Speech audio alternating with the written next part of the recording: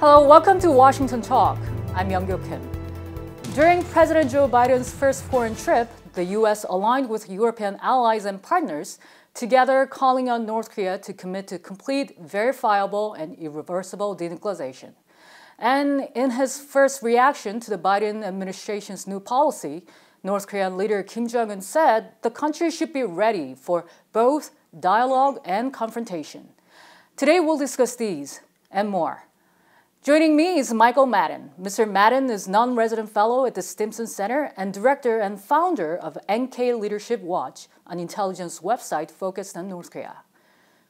Soo Kim also joins me today. Ms. Kim is policy analyst at the RAND Corporation and adjunct instructor at American University. She served as an analyst at the Central Intelligence Agency and also worked at the Department of the Homeland Security. Welcome to the program. Thank you.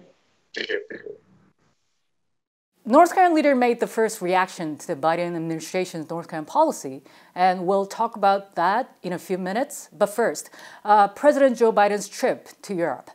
The North Korean nuclear issue was included both in the G7 and NATO joint communiques. Was this any different when we look back at the previous ones? Mr. Madden first. I don't believe so. I mean, North Korea has made the NATO list for at least 10 years. I don't know if every joint communique that the DPRK has been on, but this is no surprise that they're on there. And I think it's probably also larger in line with the Biden administration's policies of shoring up alliances. And so North Korea is one of those major geopolitical issues where they're going to shore up their alliances as they would at NATO. Mm-hmm. Ms. Kim, how was this any distinctive in your view? So the 2017 NATO statement, I recall, called for CVID, the complete, verifiable, irreversible denuclearization of North Korea. And of course, North Korea doesn't make it into each one every yearly joint communiques. But I think the fact that the G7 and the NATO statements made explicit mention of North Korea, and not just on the nuclear weapons issue, can be seen as an emphasis, of course, on the international community's expectations about North Korea. That this year's statements opted to mention North Korea, I think also reflects prioritization. There was criticism, or I guess concerns, that the Biden administration, the emphasis on China was indicating that we were focusing less on North Korea. But I think the fact that we focused, or we talked about North Korea at the G7 and at NATO indicates that this is clearly not the case. This G7 meeting and the NATO meeting, do you think this indicate how the U.S. will approach the North Korean issue? In a sense, it will take a more multilateral approach rather than bilateral? Well, it certainly helps, I think, for Washington to present a collective approach towards North Korea, the nuclear and the human rights issues. It's also, I think, consistent with the Biden administration's retort to alliances and partnerships and dealing with broad challenges.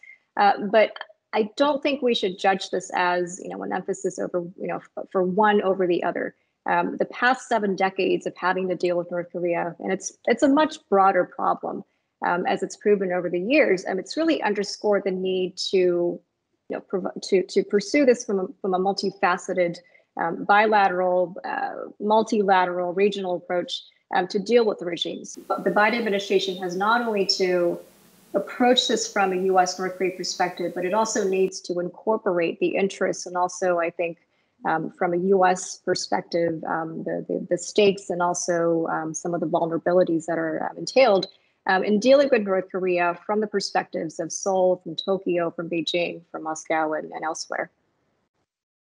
The United States is going to be taking a multilateral approach, both with the allies, with Japan and ROC in the neighborhood, but also with China and Russia.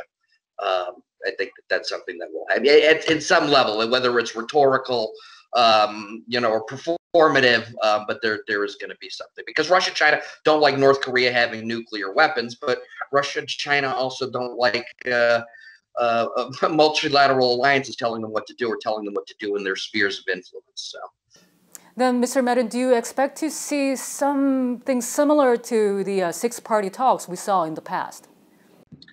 If denuclearization negotiations resurface at some point in the next couple of years, I mean, the six-party talks is the only way, or maybe the best way, to get these different groups together. Now, I don't know if they'll formally call them the six-party talks, or China's going to host them or something like that. But that's really the only sensible sort of framework that we have to have all the different countries talking to each other, interacting, even if it's not all six at the same time. But that's the that's sort of a twig that ties a whole bundle of sticks, if you will. Mm-hmm. And now North Korean leader Kim Jong-un presided over a key party meeting, and Kim Jong-un said the country should be ready for both dialogue and, more importantly, confrontation with the United States. Ms. Kim, which is North Korea more inclined to do, dialogue or confrontation? I don't think that this is a dramatic change from the North Korean behavior that we've seen so far. If anything, it's just a reaffirmation. Kim knows that he's dealing with a new U.S. team that's much different from the Trump administration. So it's a courteous reminder to Washington, to Seoul, to other countries that North Korea is not going to budge. If the countries are so desirous of negotiations and dialogue with Pyongyang, then they need to conform. And he's got the strategic and the tactical tools at his disposal to make this happen. I think the question then is, how is the United States and South Korea going to respond? We've seen that the Biden administration is not going to be willing to concede to Kim Jong-un. He made it pretty clear during his summit with President Moon Jae-in. From South Korea's optics, I think we're going to see still more hand-wringing because we're nearing the end of the Moon Jae administration's term.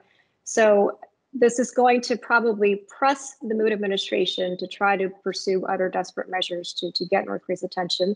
But Kim has also made it clear that it's going to take a lot to drag him out again to the dialogue table and to hash out some kind of a deal. And this time the deal is probably not going to be conducive or favorable for Kim Jong-un's objectives. Mr. Madden, how would you interpret what Kim Jong-un said about dialogue and confrontation? It's the same old songs. There's some sort of like style book that they have in the ideological offices in the Central Committee, and they picked out some rhetoric and put it in a speech. I don't see anything new about this. He's giving himself it's sort of media messaging, and so he's sort of writing a little narrative with that rhetoric, and maybe that's something we need to look for. But if we go, I think November 2021, I think we'll be at 4 or 5 years. Of 4 years of the self-imposed moratorium on this testing. So I think he's giving himself that kind of wiggle room. When he says, especially confrontation, that was the phrase, especially confrontation. But there's nothing new. We're going to hear all about the U.S. hostile policy against the DPRK. So there's nothing, there's no other ground really for North Korea to pursue rhetorically or geostrategically. We've done everything in the book. If we think about it, we've done working level negotiations, we've done agreed framework, and now we did game show summit meetings, right, with the last administration, and so at this point, North Korea doesn't have any other options when we're talking about raising strategic rhetoric arguments. There's nothing else they have. They have to, as I said, go back to the same song that they've been going on for a while with this. So, Mr. Madden, you think we shouldn't read too much into the fact that he mentioned dialogue? I mean, North Korea always mentions dialogue. I mean, we can go back. We could go back to the good old days of 2010 with the Cheonan and the Yeonpyeong Island shelling, and North Korea issued statements saying we're prepared for dialogue and confrontation. We're prepared. It's just a rhetorical phrase. It's a phrase that they use. So there is dialogue, and it is possible for North Korea to engage in WMD or ballistic missile testing and engage in diplomatic negotiations. We saw that in 2006. North Korea conducted its first nuclear test on the 9th of October 2006, and the six-party talks were going on at the time. So that is something possible. Between North Korea doing confrontation, that's possible, but. As I said, I wouldn't really be making any plans in the State Department to be talking to North Korea anytime soon. Mm-hmm. I wouldn't keep my calendar open, right? All right. According to the state media, Kim Jong-un gave a detailed analysis of the Biden administration's North Korean policy and laid out appropriate strategic and tactical counteraction. Mr. Madden, what kind of counteraction is he talking about? Reaching back to the U.S. for diplomacy or getting prepared for provocations or both? It's probably both. I mean, when we're looking at a counteraction, we just look at the definition of a counteraction. So you get a statement from a senior U.S. government official, then you get a statement from Choi Sun-hui, or you get a statement from some other senior North Korean official. That's a counteraction. It's just done with rhetoric and media releases or media readouts. So I think when we're looking at that, we might be counteractions sort of, I guess you could say isn't going to involve joint ROC U.S. military exercises at some point. Maybe that's a counteraction. Maybe he's talking about something in the cyber realm. We're always thinking about missile tests and artillery shells when we're thinking about North Korean provocations. Maybe he's thinking of something in the cyber realm, and all of our computers are going to get hacked in a second because I said that. But that there's any number of things, but as I say, a lot of this is rhetoric. If you put thumb screws on me, I tell you, I don't think Kim Jong-un really knows what he's doing and has no idea what he wants out of any of these things, at any of this process. I think the only thing that he knows and that senior North Korean policymakers know is that we do a pretty good job testing these ballistic missiles, and we do a good job making WMD. So we're going to stick with that. We're going to go with what we know. Ms. Kim, your thought? I think when it comes to the strategic and the tactical options he has, of course, he's got the weapons, of course, and as Mr. Madden pointed out, we also have North Korea developing its cyber weapons capabilities or cyber threats. So dealing with North Korea, as I want to reemphasize, is that it's not just about the weapons. It's not just about the cyber strategy, but it's a multitude of issues that continues, I think, to it takes different forms. With the advent of the pandemic, we're seeing that the typical way that we deal with these issues is not going to work, which is why the administration is emphasizing the alliances, the partnerships, and trying for. We haven't seen, of course, the full policy unveiled, but going for this flexible approach where I don't think it's exactly strategic patience, and it's certainly not maximum pressure, but somewhere in between where it's more calibrated and it leaves the door open for contingencies, because that's clearly how the North Koreans operate. They have a strategy that really hasn't changed over the decades. Perhaps the United States, South Korea, and other interested parties should also take this long-term approach in dealing with North Korea. Mm-hmm. And during this key party meeting in North Korea, the food shortage problem seems to have been the critical topic at the meeting, as Kim Jong-un warned the North Korean people about the tense food situation. Ms. Kim, do you see any possibility North Korea being open to humanitarian aid or some kind of outside economic support? What we're seeing from Kim Jong-un, not just now, but of course over the recent years, is that it's all rhetoric, and this rhetoric of underscoring difficulties and hardships is telling the North Korean population, of course, that he's quote unquote paying attention to it. It's also telling them that the onus is not on Kim Jong-un, but it's on the North Korean people to try to fix this situation. So he's also encouraging greater loyalty towards the regime. It's indoctrination. So this purpose in talking about the food shortages is not for Kim Jong-un to actually try to fix the situation from the domestic perspective. From the external perspective, it's a way, of course, to remind his neighbors and the United States that things are not looking good. He does need aid, but he's not going to be begging for it. He wants to signal, and he wants to give countries like South Korea and international relief workers the opportunity to pitch in. And this opportunity has to be timed well so that Kim Jong-un is going to pick it up when he wants it. It's again, everything really depends on when Kim Jong-un wants to do it and how he wants to do it. So he's going to continue signaling, but it's not a signaling that appeals to, let's say, I want to open my country economically, politically, so that we're not only going to get these temporary bandages put on our situation, but for long-lasting corrective changes to be made so that the lives of North Korean citizens will actually be dramatically improved. Mr. Madden, is North Korea willing to open its doors, even if it's little, in order to ease the tough economic situation? I don't think so in terms of any sort of macroeconomic policy. I think if any opening up happens at the DPRK for the next 5 to 10 years, it's most likely going to involve the so-called mosquito net policy of special administrative trade zones and special administrative tourist zones, things like Regin Sunbong, and I think we heard something about Sinwiju opening an area in Sinwiju up in North Gyeongsang province. It's not really in Kim Jong-un's political interest to necessarily improve the economic situation overall in North Korea. What his interest immediately is to improve or to have people subordinate to him. He was very clear about that at a Politburo meeting last week, that it was the senior officials and not himself that was responsible for the people's livelihoods and implementing these policies.